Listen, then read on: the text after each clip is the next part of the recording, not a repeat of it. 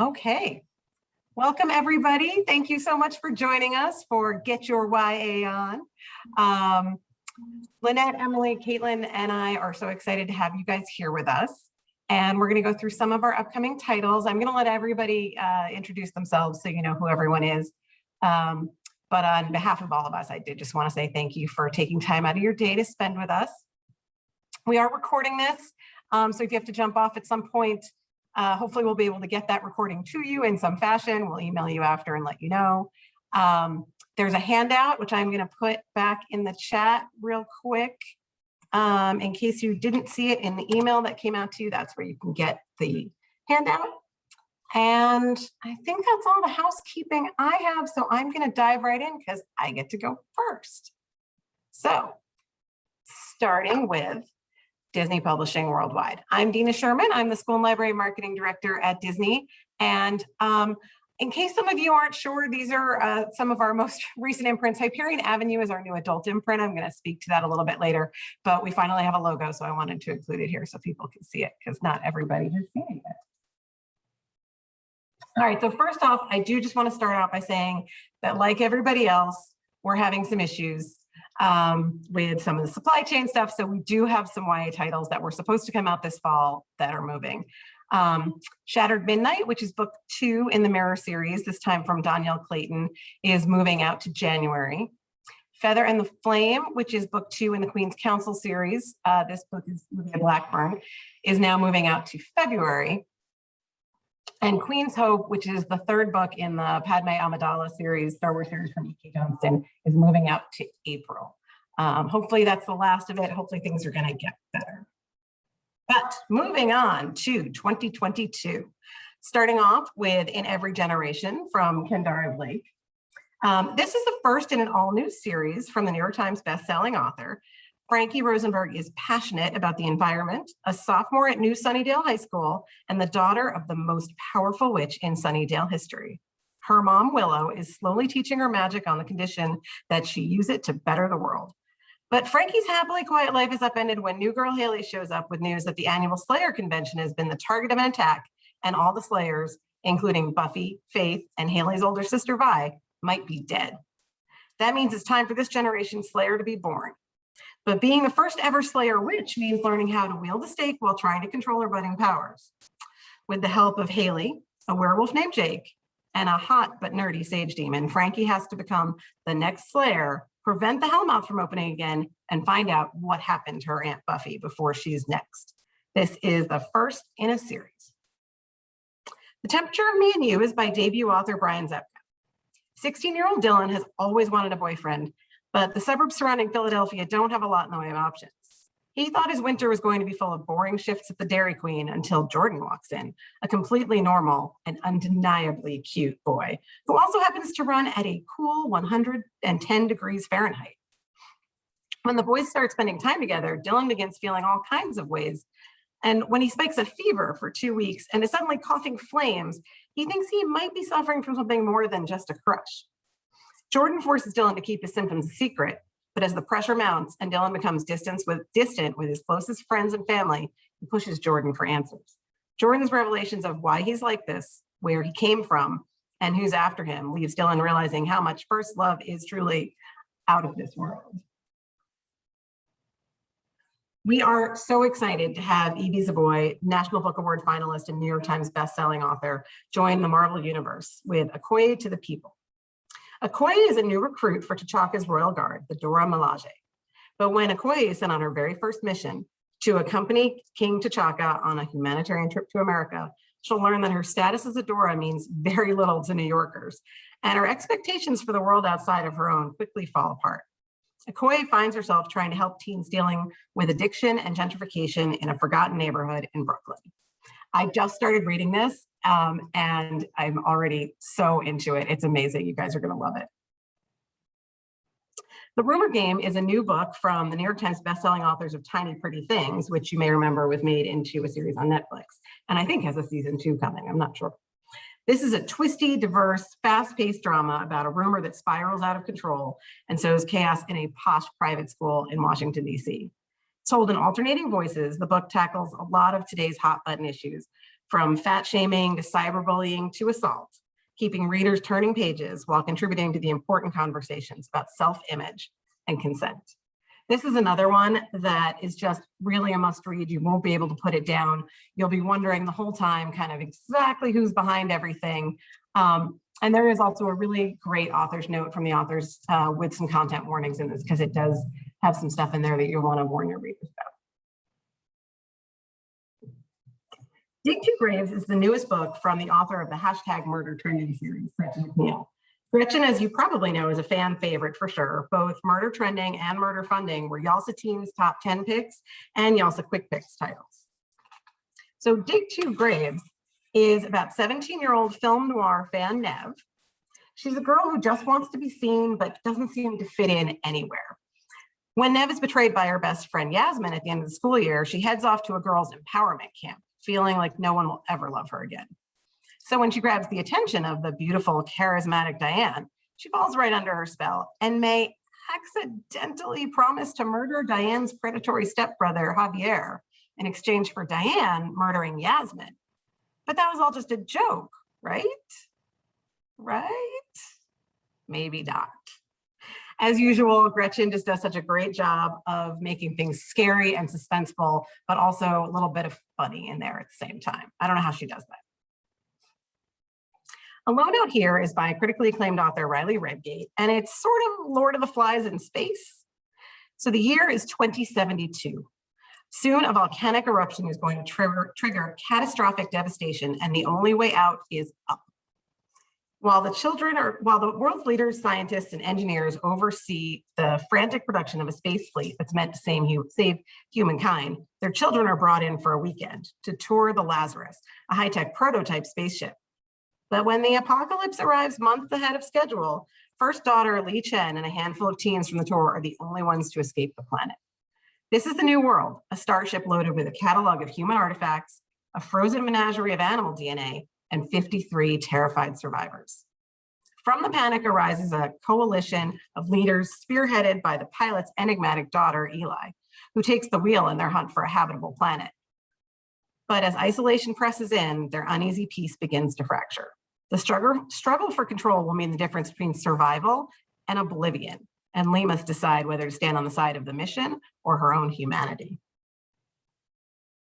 Now, we know that a lot of Rick Riordan's fans are growing up and are ready for older books and are reading YA already. So we're really excited to launch the first YA novel from the Rick Riordan Presents imprint. Ballad and Daggers by Daniel Jose Older, and it's the first in a duology. It's a music and magic-filled YA urban fantasy about two teens who discover each other and their powers during a political battle within a unique diaspora community, the blended culture of pirates, Cuban Santeros, and Sephardic Jews. Now, I haven't had a chance to read this one yet, but it's next on my list, and it's Daniel Jose Older, so I know it's going to be amazing. Now, I don't know about you guys, but Brave was one of my favorite Disney movies. Bravely is by the amazing Maggie Stiefvater, and it takes place after the events of the movie when Merida is a little bit older. Merida, just back from traveling the country, suddenly finds herself face to face with Faradoc, a supernatural being tasked with rooting out rot and stagnation. And he appears in Dunbrock on Christmas Eve with the intent of demolishing the entire realm. Only the intervention of the Kalach, an ancient entity of creation, gives Merida a shred of hope. Convince her family to change within the year or suffer the eternal consequences. This is a beautifully written story. It's full of action, adventure, and I have to admit, a little bit of swoony romance, which I loved. And lastly, this is the adult imprint I mentioned to you earlier, Hyperion Avenue. So we launched this imprint with the first book in the series, Meant to Be, which was If the Shoe Fits by Julie Murphy. So this series is modern day rom-com retellings of classic stories that we all know and love. If the Shoe Fits, if you didn't guess, was a Cinderella story, which was set on a Bachelor type reality show.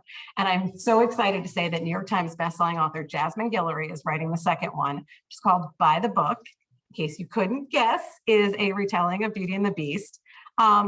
I was personally hoping for a librarian romance story. I'm not going to lie. I was overruled, but I am expecting a really phenomenal next best thing, which is a story of an editorial assistant who gets sent to deal with a beastly author that no one else knows how to handle.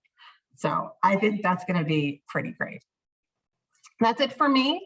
This is where you can find us online. Do follow us on Twitter and Instagram. We do have most of our galleys up on NetGalley. If they're not there yet, they will be. We do have some print galleys. So if you do have any desperate needs for a print galley, you can email me. My contact information is there, and I'll do my best to help. Thanks so much.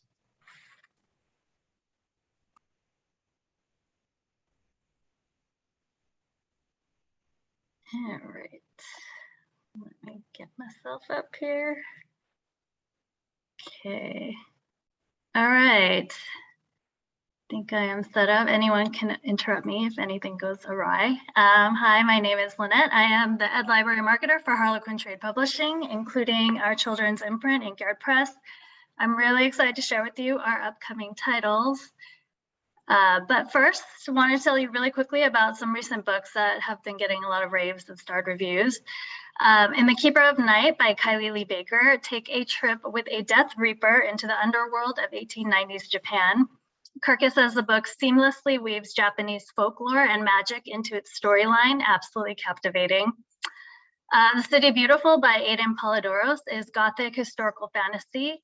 Book page says, an unflinching and well-rounded depiction of Jewish American and immigrant history makes The City Beautiful a superb addition to the ranks of YA historical fiction. And Neil by Candace Buford is contemporary fiction. It is a gem of a book, which Kirkus says bridges the mighty dreams of Last Chance U with the trenchant social critique of The Hate U Give. Sport's biggest social movement moment of the decade gets a special homage. Okay, and speaking of stars, we'll get started with 2022. The Kindred by Alicia Dow. So in a galaxy far, far away, when a baby is born, it is always paired with another newborn from a different social class via microchip, so that they'll always be able to communicate telekinetically. The paired babies are called Kindred, and the system was created to ensure that everyone's voice is heard, no matter how rich or poor you are. So that is how straight-laced working class teen Joy Ibarra got paired with the Playboy Duke Felix Hamdi. The unlikely pair have never even met in person, but like most kindred, they are best friends, soulmates even. And like many kindred, they might be something more than that. But they live in a world of rules, and those rules say that Joy and Felix can never be together. And then the royal family is assassinated, putting Felix next in line for the throne and in immediate danger, which means his kindred is a target too. Felix's first priority is Joy, so he stages a chaotic rescue. It is not the most ideal circumstance for them to meet in person, but neither is crash landing their getaway spaceship on a really strange backward planet called Earth.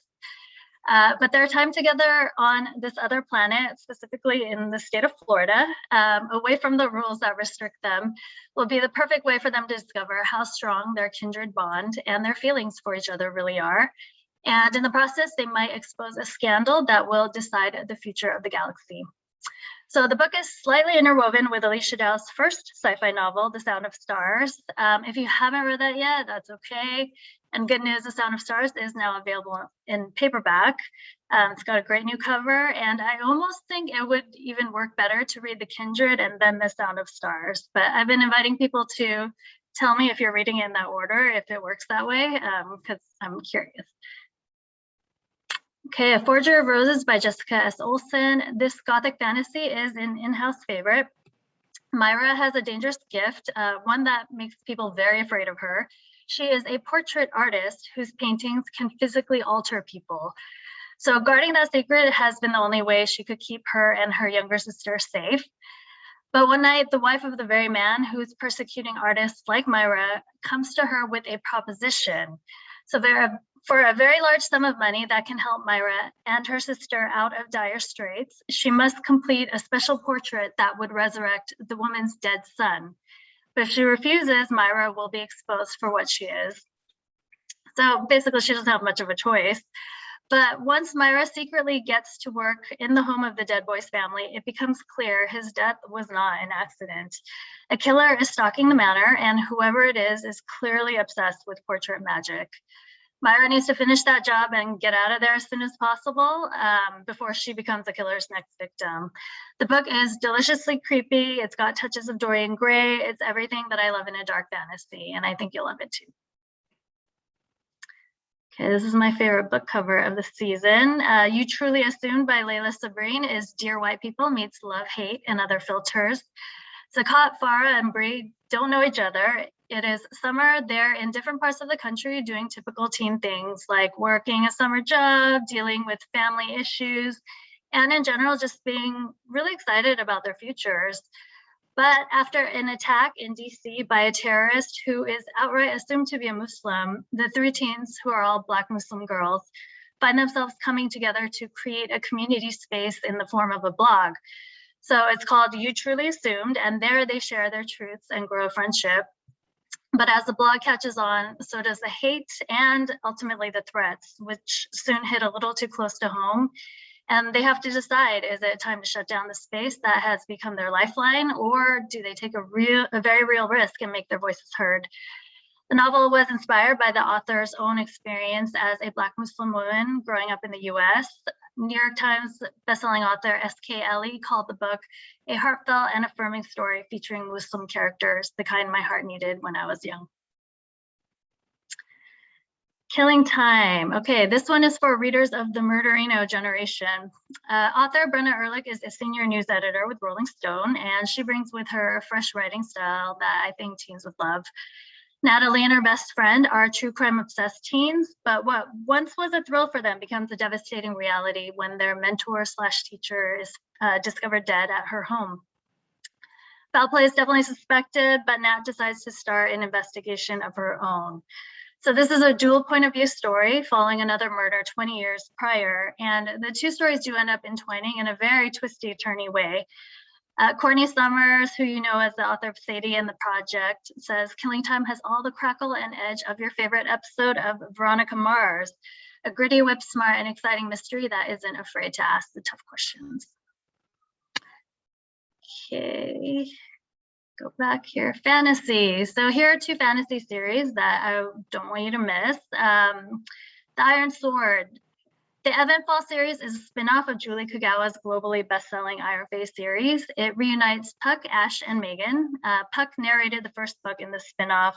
Now it's Ash's turn. He's another fan favorite, and he and Megan and Puck are in a fight to save all of Fairy from the destruction created by mankind. And Demon Tide by Laurie Forrest is the long-awaited book 4 of 5 of the Black Witch Chronicles. Ellerin is on the run and on the hunt for allies, not knowing if she'll find friends or foes. Also, readers have asked for more of Lost Love Yvonne and more of Diana, who is everyone's favorite lupine shapeshifter, and the story delivers on both fronts. And finally, in paperback, The Witch King by H.E. Edgman. To save a Fae kingdom, a trans witch has to face his traumatic past and the royal fiance he left behind. This is a debut fantasy for fans of Aidan Thomas, April Daniels, and C.V. Lee. These Feathered Flames is Three Dark Crowns meets Wicked Saints in this queer retelling of the Russian folktale The Firebird by debut author Alexandra Overy. Smash It. From booktuber Francina Simone comes a book celebrating body positivity about a girl whose surprise part in a hip-hop high school production of Othello leads to a journey of self-empowerment. Counting Down with You. For those of you who love a fake dating trope, this is the book for you. But Tashi Bouillon also wrote Counting Down as a love letter to the creative arts, to teens who struggle with mental health issues, and most of all, as a love letter to brown girls everywhere. And lastly, but not least, one of the good ones by Maika Muli and Maritza Mulit. Two sisters named Happy and Jenny embark on a road trip using a family heirloom copy of the Negro Motorist Green Book as their guide. They are taking the trip as an homage to their activist sister who was mysteriously killed while in police custody. This is a book about prejudice and the power of sisterhood, and it will have readers questioning what allyship really means. And that is it from me. My contact info is on the slide. Please reach out if you have any questions about our titles. I'm in the same boat as Dina. Everything should be up on NetGalley except for the fantasy books, because those are book 2 and book 5. in the series. But if you're interested in print copies, definitely reach out. I'll see what I have and I'll send it over to you. And now I will pass it on to Emily at Macmillan. Hello. Let me just get everything situated here.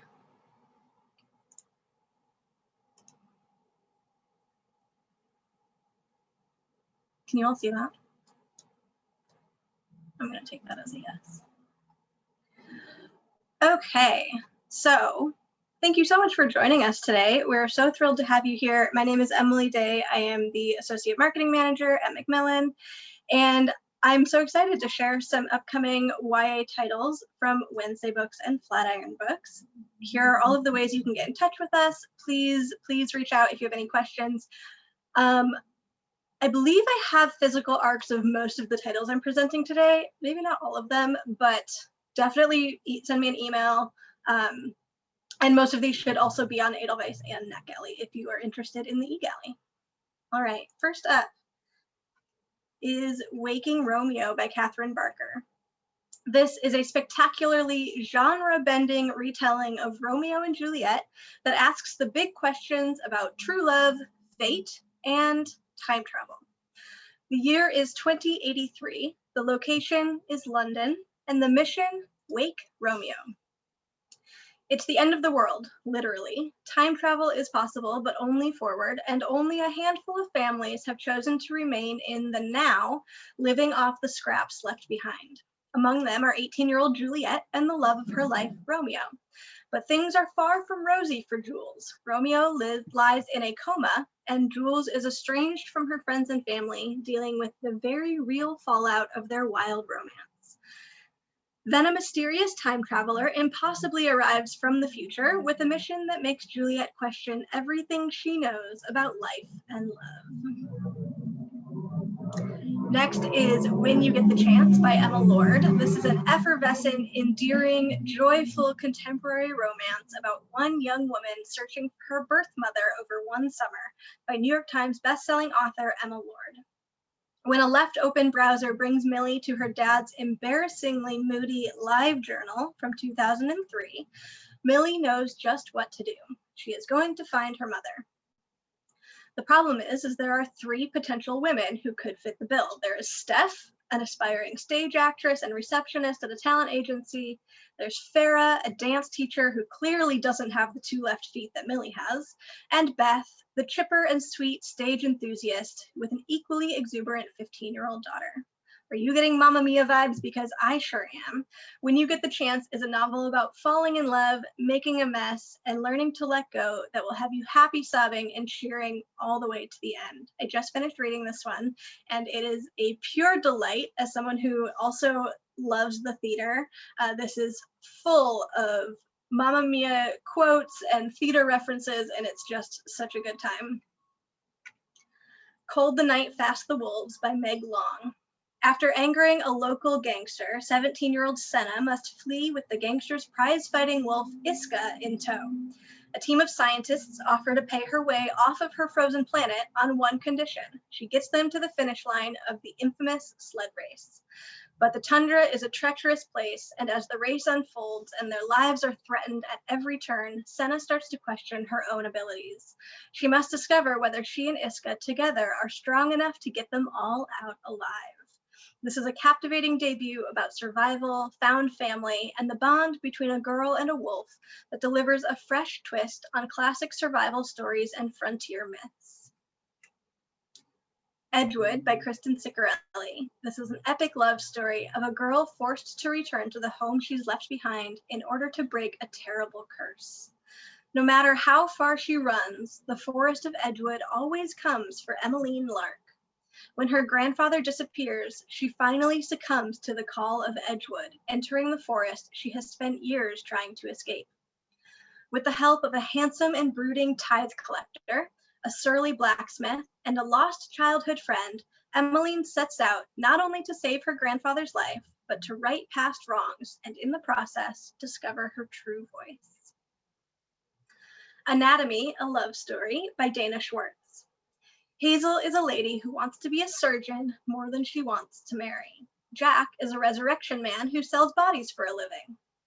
After Hazel gets kicked out of Dr. Beecham's lectures for being the wrong gender, she realizes that her new acquaintance might be a little more helpful than she first thought, because Hazel has made a deal with Dr. Beecham. If she can pass the med exam on her own, he will allow her to continue her career. However, she cannot take official lessons and she'll need corpses to study on. Luckily, she's made the acquaintance of someone who digs them up for a living. This is a journey full of gothic romance and mysteries as Hazel and Jack work together to uncover the secrets buried not just in unmarked graves, but in the very heart of Edinburgh society. These Deadly Games by Diana Urban is a must-read, propulsive YA thriller with deadly stakes, stunning twists, and a shocking ending you will never forget, perfect for fans of I Know What You Did Last Summer and One of Us is Lying. Crystal Donovan gets a mysterious message. It says, "Let's play a game. You have 24 hours to win. If you break my rules, your sister dies. If you call the police, she dies. If you tell your parents or anyone else, she dies. Are you ready?" At first, the tasks are innocent, but they quickly turn dangerous, murderous even. Diana Urban's explosive sophomore novel will keep you riveted until the final twist is revealed. Reclaim the Stars by Zoraida Cordova is a collection of 17 best-selling and acclaimed YA authors that take the Latin American diaspora to places fantastical and out of this world. From princesses warring in space, to the all too near devastation of climate change, to haunting ghost stories in Argentina and mermaids off the coast of the Caribbean. Contributors include Daniel Jose Older, Anna Marie McLemore, Marco Shiro, Romina Garber, Isabel Ibanez, and more. Full Flight by Ashley Shoemaker. When Anna's strict parents forbid her from seeing the school rebel Weston, Anna and Weston learn what it truly means to fight for something they love.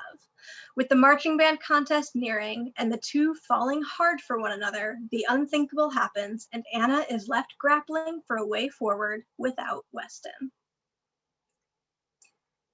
This Golden State by Merritt Weisenberg. Poppy does not know why her family has been running for her whole life, but she does know that there are dire consequences if they're ever caught. When a move to California exposes a crack in her parents' airtight planning, Poppy realizes how fragile her world is. Determined to find out the truth, she mails in a home DNA test. Unraveling the shocking truth of her parents' real identities, Poppy realizes that the DNA test has undone decades of careful work to keep her family anonymous, and the past is dangerously close to catching up to them. Determined to protect her family, but desperate for more, Poppy must ask herself, how much does she owe her family? And is it a betrayal to find her own place in the world? The One True Me and You by Remy K. England. Up-and-coming fanfic author Kaylee Beaumont is thrilled to finally get to attend Great Con and meet her fandom friends in real life. But she also has a few side quests. Number 1, try out they/them pronouns to see how it feels. Number 2, wear more masculine presenting cosplay. And number 3, kiss a girl for the first time. Meanwhile, pageant queen Tegan Miller has her eye on the prize, a $25,000 scholarship awarded to the winner of the Miss Cosmic Teen USA pageant. But she also has a few secrets. Number 1, she loves the dresses but hates the tiaras. Number 2, she's a giant nerd for everything GreatCon. And number 3, she's super gay. When Tegan and Kay bump into one another, the first night of the con, sparks fly. But if they're spotted, the safe space of the con will be shattered and all of their secrets will follow them home. The risks are huge, but could the reward of embracing their true selves be worth it? Daughter by Kate McLaughlin. Scarlett's life is pretty average. Overly protective mom, great friends, cute boy she's interested in, and a father she's never known until she does. When the FBI show up at Scarlett's door, she is shocked to learn that her father is the infamous serial killer Jeffrey Robert Lake, and now he's dying and will only give the names and locations of his remaining victims to one person, the daughter he hasn't seen since she was a baby. This second book from Kate McLaughlin is gritty, chilling, and ultimately hopeful. A Far Wilder Magic by Alison Saft. This is a romantic fantasy about two people who find themselves competing for glory and each other's hearts while on a magical fox hunt. Margaret and Wes make an unlikely team, but they end up together on a hunt for the last living mythical creature. As the hunt looms closer and tensions rise, Margaret and Wes uncover dark magic that could be the key to winning if they can survive that long. In A Far Wilder Magic, Alison Saft has written an achingly tender love story set against a deadly hunt in an atmospheric, rich fantasy world that will sweep you away. All the Best Liars by Amelia Kahane. Best friends Sid, Rain, and Bree grew up on the wrong side of the tracks in the stifling California desert, desperately wishing for a way out. When a deadly fire is set 2 weeks before the end of high school, nothing will ever be the same. In the end, each of them will escape, but not in the way any of them expects. One will do it by dying, another by lying, and a third by taking the fall. This dark psychological thriller alternates between the present and the past to unravel the truth behind the fire and uncover the secrets at the heart of their friendship.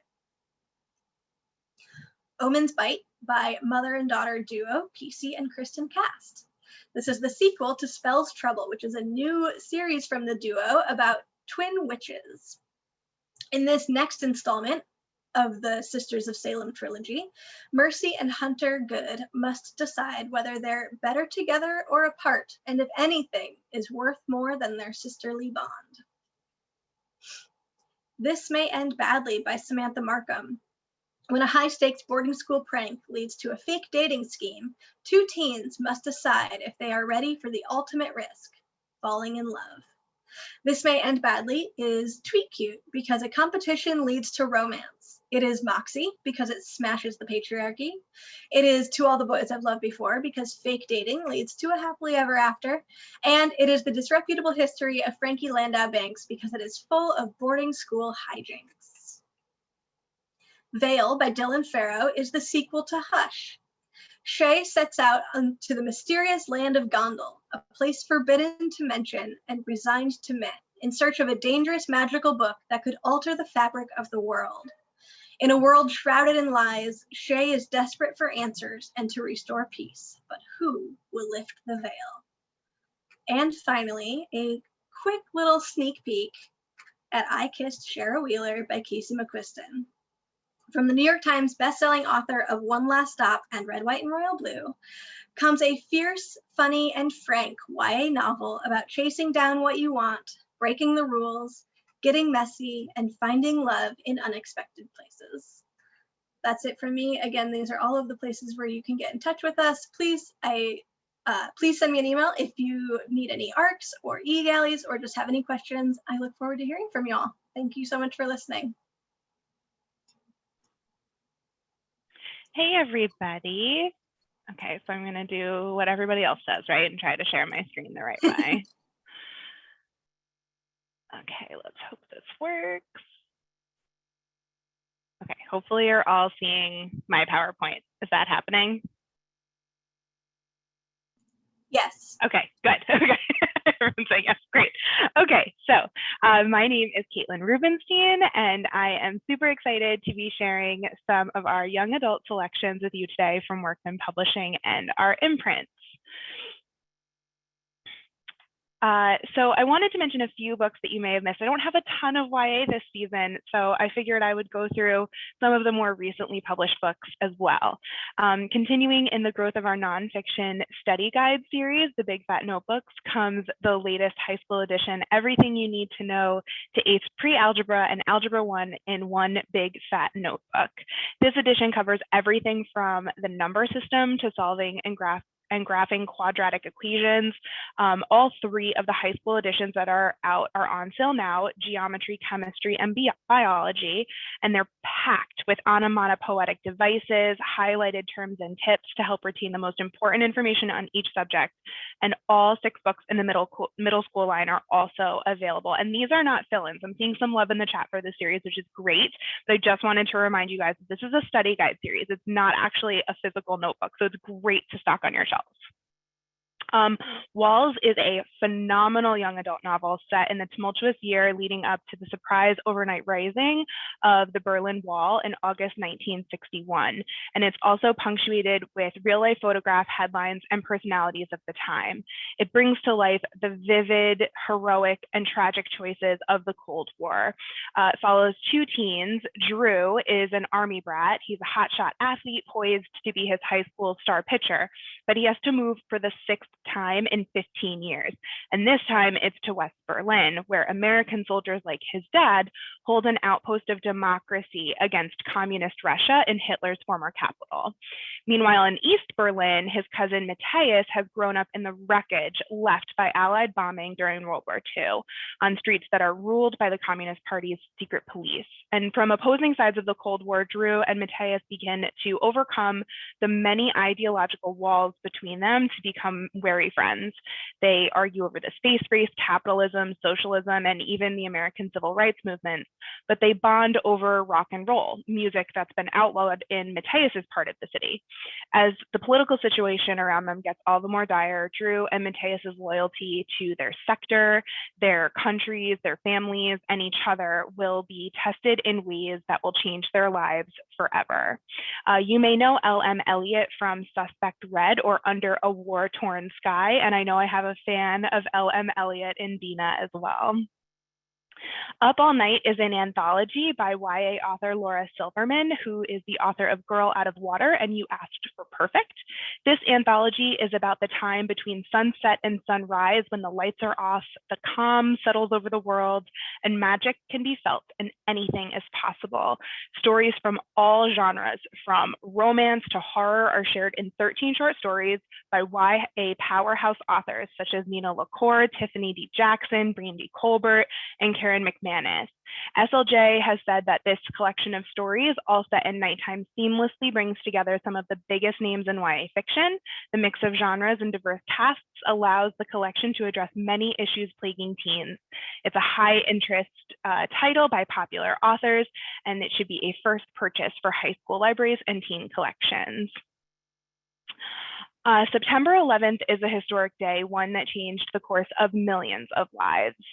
Enduring Freedom is the story of Bahir and Joe, two teens worlds away, and how 9/11 changed their lives forever. Bahir is a studious Afghan teen, and Joe is a young American Army private in the National Guard. And Joe's unit gets deployed to Bahir's town. The two meet, and their paths are forever entwined. And this is actually a story that's based on truth. Trent was actually deployed to a town in Afghanistan where he met Jawad. The two share pieces of truth interlaced in this moving and enlightening YA novel about how ignorance can tear us apart and how education and understanding can bring us back together. It is more relevant now than ever. Kirkus calls it a touching tale of understanding and friendship, and that it brings a message of education as a vehicle for progress, and dismantling hatred is one that will strike a chord with the readers. Moving on to some new titles. How Do You Live is the first English translation of the classic Japanese novel that's a childhood favorite of anime master Hayao Miyazaki. It includes an introduction by Neil Gaiman and has already received 2-star reviews. This novel was first published in 1937. Genzaburo Yoshoni's How Do You Live has long been acknowledged in Japan as a crossover for classic young readers. Academy Award-winning animator Hayao Miyazaki has called it his favorite childhood book and announced plans to emerge from retirement to make it the basis of a final film. This is just a rumor, but I'm like really holding on to the hope for this.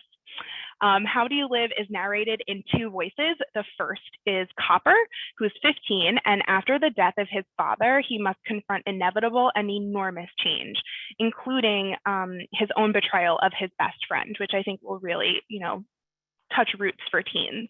His second voice in this book belongs to Copper's uncle, who writes to him in a journal, sharing knowledge and offering advice on life's big questions as Copper begins to encounter them. Of course, over the story, Copper, like his namesake, Copernicus, looks to the stars and uses his discoveries about the heavens, earth, and human nature to answer the question of how he will live. This novel is about finding one's place in a world both infinitely large and unimaginably small. When the world runs dry, what would you do if you turned on the faucet one day and nothing happened? What if you learned the water in your home was harmful to drink? Water is essential for life on this planet, but not every community has the safe, clean water it needs. In When the World Runs Dry, award-winning science writer Nancy Castaldo takes readers from Flint, Michigan, and Newark, New Jersey, to Iran and Cape Town, South Africa, to explore the various ways in which water around the world is in danger, why we must act now, and why you're never too young to make a difference. Topics include lead and water infrastructure problems, pollution, fracking contamination, harmful algal blooms, say that 5 times fast, water supply issues, rising sea levels, and potential solutions. And I only have one more book to share with you guys. I told you it was a really short list. I'm so sorry. I promise I'll have more in late spring and early summer, but I wanted to focus on, upcoming pubs. And even though that this is a middle grade title, this is a huge event for Algonquin young readers, and I just had to share it with you guys. This is the next middle grade novel from 2017 Newbery medalist Kelly Barnhill, The Ogress and the Orphans. I will pause for whoops and yes that I know are happening out there in Interland, but this is a new instant classic about the power of generosity and love and how a community suffers when those values disappear. Stone in the Glen, once a lovely town, has fallen on hard times. Fires, floods, and other calamities have caused the people to lose their library, their school, their park, even their neighborliness. The people put their faith in the mayor, a dazzling fellow who promises he alone can help. After all, he is a famous dragon slayer. At least no one's ever seen a dragon in his presence. Only the clever children of the orphan house and the kindly ogress at the edge of town can see how dire the town's problems are. But when a child goes missing from the orphan house, the mayor suggests it was the ogress. The orphans know this cannot be. The ogress, along with a flock of excellent crows, secretly delivers gifts to the people of the Stone in the Glen. But how can the orphans tell the story of the ogress's goodness to people who just refuse to listen? And how can they make their neighbors see the real villain in their myths? This has so many ties to what's going on in our world right now. Kelly is just a master at, writing and middle grade fantasy, heart, humor. She's everything packed into one, and this should shoot to the very top of your TBR list. It is beautiful, beautifully written, all the fun magic and fantasy you would expect. You can watch a message from Kelly herself chatting about the ogress and the orphans on our YouTube page, Workman Library, and request a digital galley via my email, which will be on the next slide and is also on your handout. Kelly's first 2 titles, The Witch's Boy and the 2017 Newbery winning The Girl Who Drank the Moon, are both available now. I cannot wait to share The Ogress and the Orphans with you all. That's it for me. Here are all the ways to reach me. Thank you so much for spending your afternoon with us. We all hope that you've added many, many titles to your TBR lists and are looking forward to a really fantastic weekend. Thanks, everybody. Thank you all. Have a good